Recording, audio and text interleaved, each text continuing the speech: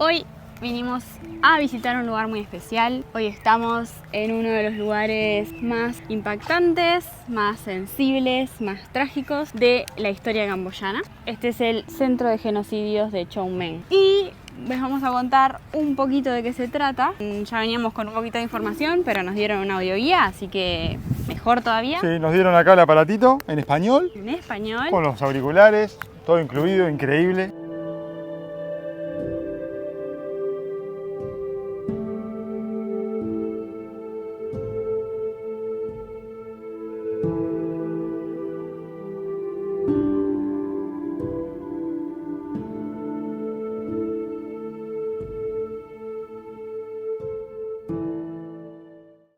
¿Y qué pasó acá? ¿De qué se trata esto?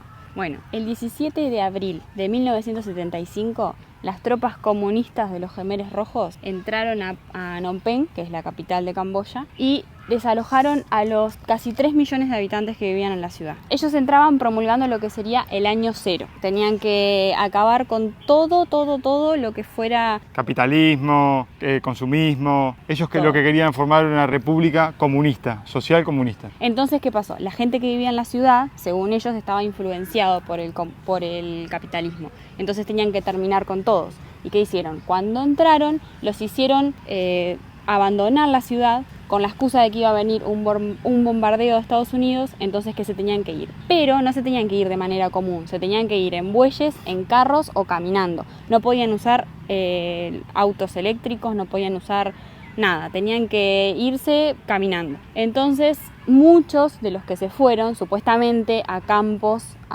por un par de días por su seguridad, terminaron en este tipo de campos de concentración.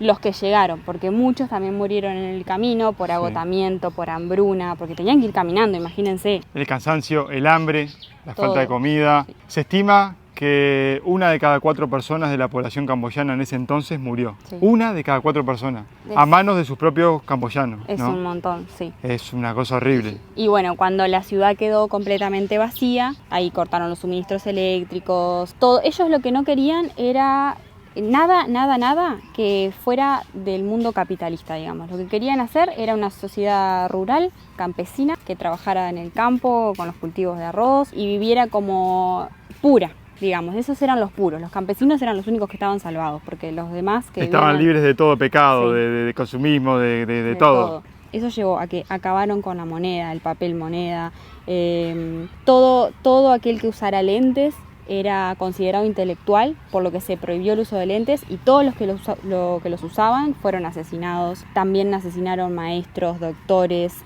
terminaron con todas las bibliotecas, todo lo que fuera un paso hacia la evolución, el avance, hacia la evolución, lo terminaron. Querían volver el país a la edad de piedra. El líder de esta fuerza política fue Pol Pot. Sí. Pol Pot era el cabecilla. Era el cabecilla. Sí. Fue también muy influenciado por la vida de Stalin y quiso traer el régimen comunista a Camboya. Es que él consiguió una beca para estudiar en Francia, y estudiando en Francia fue que él conoció a Stalin y formó un partido en Francia comunista, que eso fue años antes de lo que pasó acá. Pero bueno, ahí se empezó como a macerar todos sus ideales, empezaban a macerar allá. Los Khmeres Rojos, Khmer Rouge, los Khmer eran el antiguo grupo étnico de Camboya, y rojo era el color que simbolizaba el comunismo.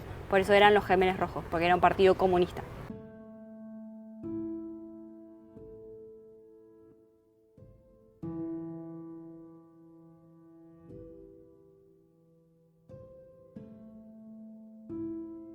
Bueno, cuando los Khmeres Rojos entraron en la ciudad, ese día 17, lo primero que hicieron fue, en 24 horas, cerrar escuelas, hospitales, lugares de diversión, comisaría, centros de culto, todo para aislar a la gente, y los obligaron a todos a marchar hacia campos. ¿Y qué pasa? Ya venía Camboya bastante golpeada, ya había sufrido un bombardeo de Estados Unidos como consecuencia de la guerra que tenían con Vietnam. Estados Unidos con Vietnam. Claro, entonces ya muchos campesinos habían migrado a las ciudades en busca de una mejor calidad de vida, en busca de seguridad, y vino Pol Pot y los hizo volver a los campos, o sea, revolucionó todo. En 3 días las ciudades quedaron completamente vacías, y lo que hizo fue separar a todos los miembros de la familia para un lado, para el otro, mandarlos en diferentes direcciones, y los mandó a estos campos de trabajo forzado. Que tenían que trabajar 14, 15 horas por día, comiendo 2 raciones de arroz así chiquita al día, Ellos les llamaban granjas, pero eran campos de trabajo forzado y campos de exterminio. Después se convirtieron en campos de exterminio, en el cual Pol Pot y su grupo político asesinaron al correr de 3 años y unos poquitos meses, ya habían asesinado 3 millones de personas. Sí. En lo que duró el régimen comunista, que fueron del 75 al 7 de enero del 79, creo que ahí fue que se terminó. Sí, fueron 3 años y medio más o menos. Pol Pot asesinó también gente de su propia familia que estaba en contra de lo que era el régimen. Y encima yo vi que le habían hecho una entrevista a él hace muchísimos años, ¿no? Porque ya murió, fue capturado, después murió. Pero hace muchos años le habían hecho una entrevista y la entrevistadora lo describía como una persona que parecía súper amable, sonriente, que parecía buena persona. Imagínense lo que las apariencias engañan. Bueno, también estuvimos hablando con un señor que estaba en la puerta, que es guía, que tiene 59 años, que nos dijo que él, cuando era niño, pasó todo este régimen y nos contaba que tuvo que trabajar muy duro, que pasó mucha hambre, que solo le daban 2 veces por día comida, y era un poquitito así, y que pasó mucha hambre de niño y que fue muy dura esa época. Es muy fuerte, cuentan que acá los traían en camiones, que los traían... La audioguía está muy buena porque tiene una entrevista a un ex militar, creo que era. Un ex militar de acá, de lo que fue el campo de trabajo. De concentración. Sí. Cuenta él que los traían en camiones con los ojos vendados, atados. Eran prisioneros que traían engañados diciéndoles que los iban a llevar a una nueva casa, pero en realidad los iban a traer acá para asesinarlos. Pero bueno, les decían eso para que no se escaparan.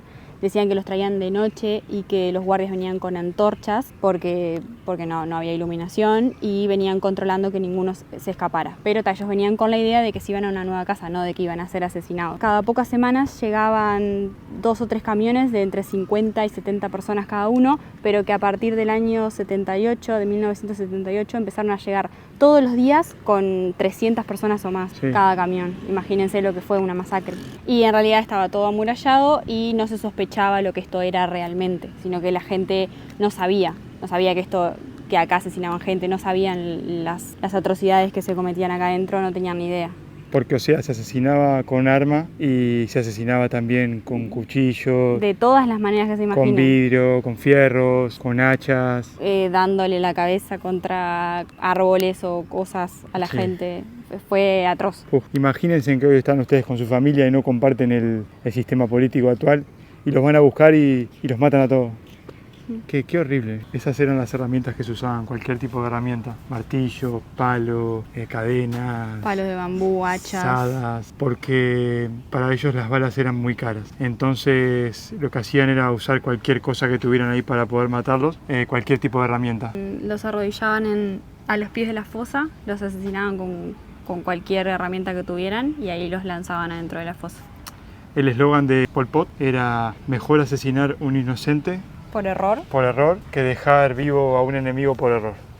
Y este lugar de aquí era donde se perpetraban esas atrocidades. Este mismo lugar. Estas marcas que tienen acá de árboles son de cadenas como si fueran de motosierra, que eran las que se usaban para cortarle el cuello a la gente. Que eso se usaba mucho porque cuando le cortan la garganta a una persona no puede gritar, entonces lo hacían así.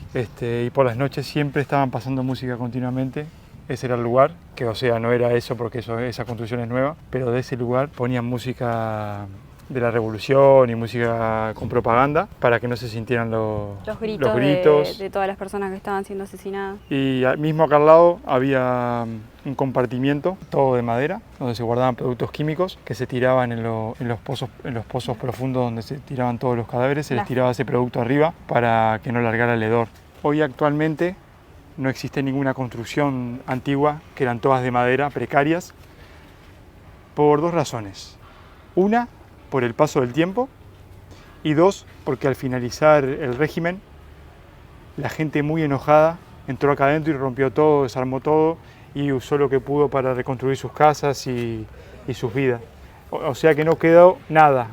Esta es una de las 127 tumbas que se encontraron acá. Son fosas comunes donde tiraban los cadáveres de toda la gente que asesinaban y hay un montón, pero en realidad los asesinaban y los tiraban acá adentro. Y tenían en una casita, tenían un químico que se llamaba DDT, que ese químico lo que hacía era que algunos que cayeran a la fosa común, que todavía estuvieran con vida, ese químico terminaba de hacer el trabajo, digamos, y además también ayudaba al hedor de la descomposición. Pero nada, es brutal. O sea, aseguraban que murieran de verdad, que no quedara ninguno vivo. Incluso los tenían muy contabilizados y muy controlados. No es que venían prisioneros y se escapaban o no sabían cuántos eran. No, tenían claro cuántos eran, dónde estaban. En esta tumba en particular se encontraron 450 cuerpos.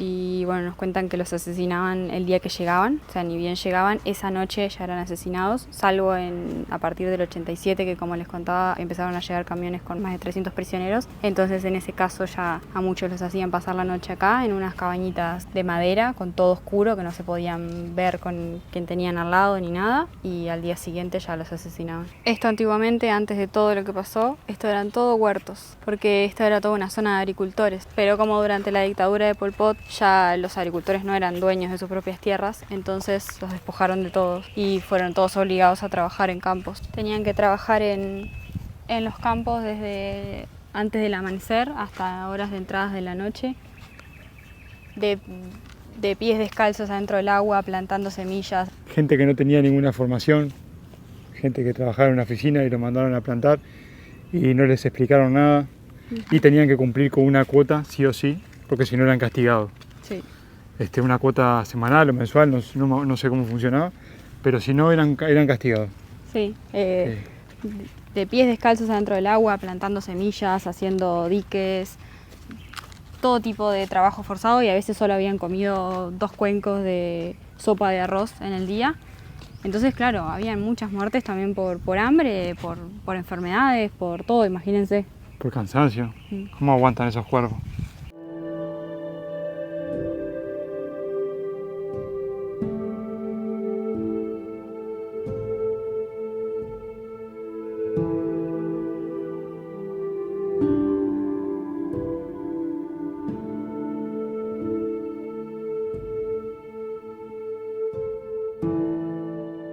En 1979, Pol Pot y lo que quedaba de los Gemenes Rojos huyeron a la frontera con Tailandia y se reagruparon en la selva. Como Vietnam había ayudado a establecer el nuevo gobierno camboyano, habían varios países del primer mundo como Estados Unidos, el Reino Unido, Francia y unos cuantos países más que reconocían a los Gemenes Rojos como el verdadero gobierno acá en Camboya y tenían representante en la ONU. Así también Estados Unidos financió al partido luego del derrocamiento, que creo que lo deben haber hecho también para llevarle la contra a Vietnam, ya que Vietnam apoyó el nuevo gobierno camboyano. Y Pol Pot siguió al frente de los Gemenes Rojos por 20 años más después de que se terminó. Lo agarraron recién en 1997 y murió un año después, pero... Disfrutó de sus nietos, de sus hijos, de su familia. Sí, gozó de una buena vida. Y acá hubo gente que no llegó a los 5 años de edad. Sí, a los 2, ni nació. Uf. Y él murió con 87 años, creo, 80 y algo. Incluso dicen que también participaron de su arresto ex soldados que habían trabajado para él, que habían cumplido sus órdenes, que habían sido parte de todo lo que pasó. Pero claro, eran soldados que muchos hicieron cosas que no querían hacer y que lo hicieron bajo la presión que tenían de que lo tenían que hacer. Lo que pasa es que también hay que ponerse en el lugar, ¿no? No se justifica, pero un soldado, te digan, tenés que matar a todas estas personas porque van en contra del régimen. Si no te matamos a vos, a tu madre, a tu hermana, a tu primo. Claro, muchos eran amenazados. No se justifica, pero hay que ponerse en esos zapatos también. Sí. Hay que ponerse. Sí, que te digan a vos, te mato a tu hijo, te mato a tu madre. Sí, también teniendo en cuenta que muchos de los soldados también fueron reclutados desde muy chicos. Entonces todo eso se viene sembrando en su cabeza desde chico. Y muchos no estaban de acuerdo y lo hacían porque lo tenían que hacer. Incluso acá hay una fosa en común que están enterrados soldados, ex soldados, sin cabeza, porque les cortaban la cabeza. ¿Qué pasa? Llegó un momento en el que Pol Pot ya tenía como mucha persecución en su cabeza de que todo el mundo lo estaba traicionando, de que tenía mucho miedo de quién lo traicionaba y quién no. Entonces cualquiera que dijera lo que sea en contra o que se escuchara cualquier cosa ya lo asesinaban. Era un traidor. Era un traidor y como eso le cortaban la cabeza como diciendo miren lo que les puede pasar. Estos soldados, ¿qué hacían? Escapaban a Tailandia o escapaban a Vietnam o escapaban a otros lados. Entonces cuando eran capturados, ¿qué hacían? Les cortaban la cabeza, dejaban la cabeza en Vietnam o en el lado donde lo hubiesen capturado y traían el cuerpo para acá y los enterraban aquí. Aquí fueron enterrados 166, como muestra de que el que traicionaba al régimen no tenía escapatoria. O sea que no se escapaba nadie, nadie. Pol Pot mató también parte de su familia por estas cuestiones también. Lo que es una ideología no extremista y cerrada, que en ningún momento comparte ninguna idea de la libertad y del igualismo y de una sociedad armoniosa, no. Es una persona que manda, una persona que ordena, se baja solo una orden y se cumple, nada más. No hay una comunidad, no. Actualmente solo queda una persona viva de los que mandaban en el Jemen Rojo y está preso. Creo que tiene alrededor de 90 años por ahí y es el único que queda, preso. Y este debe ser uno de los peores lugares porque en esta fosa es donde enterraron a más de 100 niños y mujeres.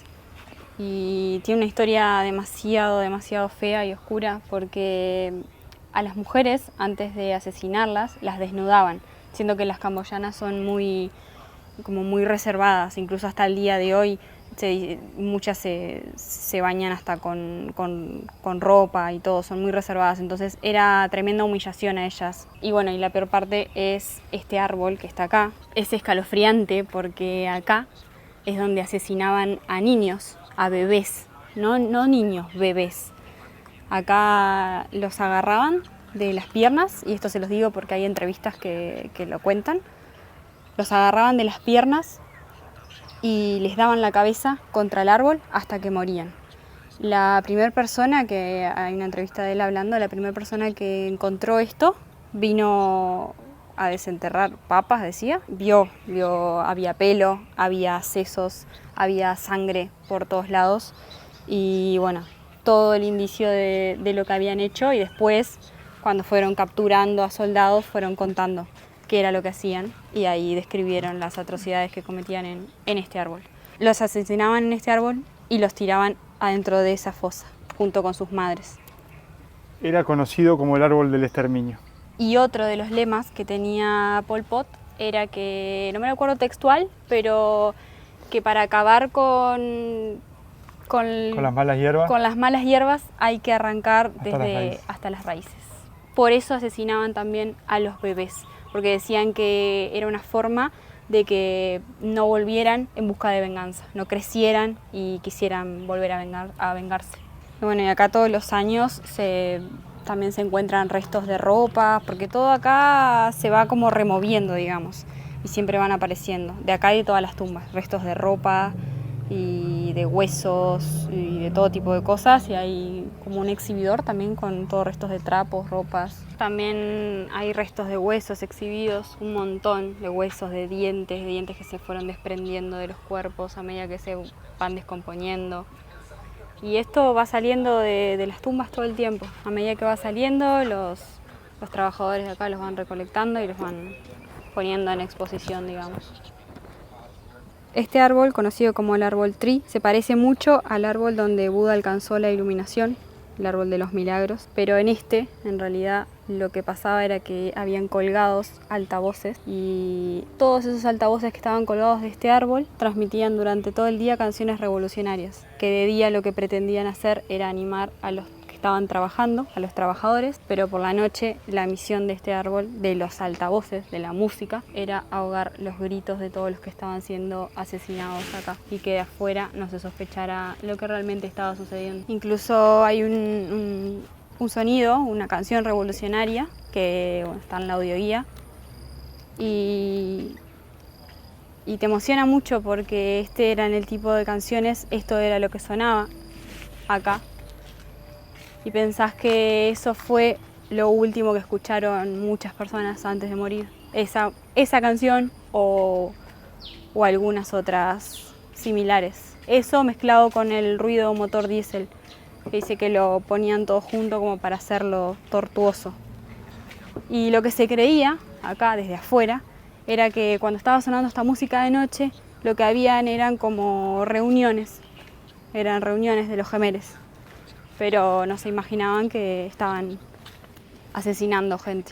El director de la cárcel acá, quien estuvo al mando en la época de los Jemenes Rojos, fue juzgado en el año 99 y estuvo preso hasta el 2007, 8 años, porque supuestamente él no sabía lo que se hacía acá y no tenía conocimiento de lo que pasaba. ¿Cómo no va a tener conocimiento una persona que está al frente de una granja, una comunidad de trabajo, un campo de concentración? Luego, cuando fue como la reconstrucción, él vino a este lugar, se arrodilló en el árbol y lloró y aceptó la culpa. Y dijo que él tenía conocimiento y aceptó la culpa. Luego después se dijo en el tribunal, lo dijo en el tribunal, pero más tarde aceptó la culpa y dijo que todos los días lloraba y rezaba por las almas que murieron acá.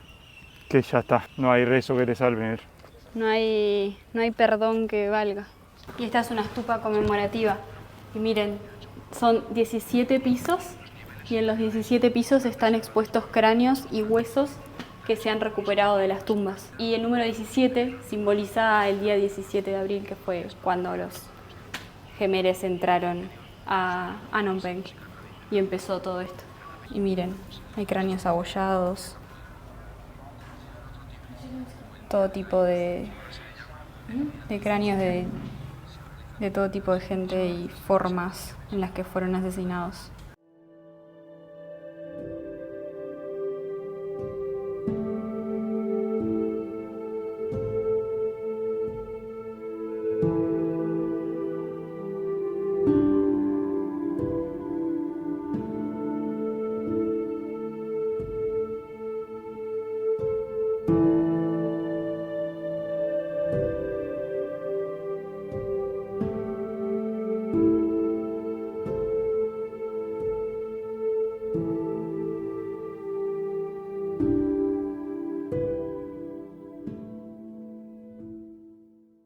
Otro de los lugares más tristes y siniestros para visitar es el Museo de Tuol Sleng. Este museo inicialmente era una escuela, pero cuando los Jemeres Rojos tomaron el poder, la convirtieron en una prisión de máxima seguridad, la S-21. Fue creada con el objetivo de proteger al partido, arrestando a todo aquel que fuera sospechoso de colaborar con alguna fuerza extranjera, que lo haya sido en el pasado o cualquier otro motivo que pusiera en duda la lealtad al régimen. Por esta prisión se calcula que pasaron al menos 14.000 personas entre el año 1976 y 1979, de las cuales solo sobrevivieron 12, entre ellas 5 niños. Acá cometieron las peores torturas que se puedan imaginar. Los prisioneros venían de diferentes orígenes, miembros del anterior gobierno, vietnamitas, chinos, personas consideradas enemigas del Estado o traidores, muchos civiles, estudiantes, intelectuales, camboyanos que regresaban de su exilio al extranjero, monjes budistas, así como algunos extranjeros. También fueron prisioneros los propios dirigentes del Angkar, el partido de Pol Pot, por la paranoia que él tenía de buscar algún traidor.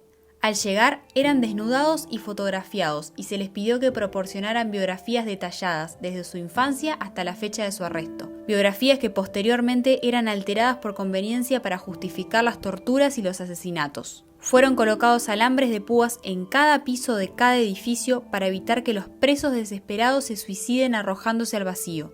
Las que alguna vez fueron aulas de clases se convirtieron en salas de tortura, celdas individuales donde los esposaban al suelo o celdas colectivas donde fueron esposados a barras de hierro. Las condiciones inhumanas en las que estaban, el hacinamiento y la higiene deplorable provocaban muchas enfermedades graves, pero estaba absolutamente prohibido quejarse e incluso gritar de dolor durante los azotes. Los guardias registraban a los prisioneros todos los días para que no pudieran ocultar elementos que pudieran usar para suicidarse. De esta prisión nadie salía con vida. Si el detenido tenía suerte, en un par de días lo llevaban directamente al campo de genocidio, o también conocido como campo de la muerte. Pero si estaba acusado de algo más grave, le esperaban semanas e incluso meses, donde día a día era torturado de las maneras más siniestras posibles, hasta conseguir la confesión que ellos querían o hasta morir. Hasta el día de hoy se pueden ver muchas marcas de sangre impregnadas en el piso y en las paredes. Ni siquiera podemos pensar las atrocidades que pasaron ahí. Creo que no nos entra en nuestra cabeza tanta maldad y tanto horror. Bueno, y por acá termina nuestro recorrido por este lugar. Muy tremendo. Un lugar que revuelve muchas emociones, porque pensar que esto no fue hace ni 50 años. Fue realmente mucha gente que vive acá, muchos camboyanos lo vivieron porque fue hace nada, no fue hace nada.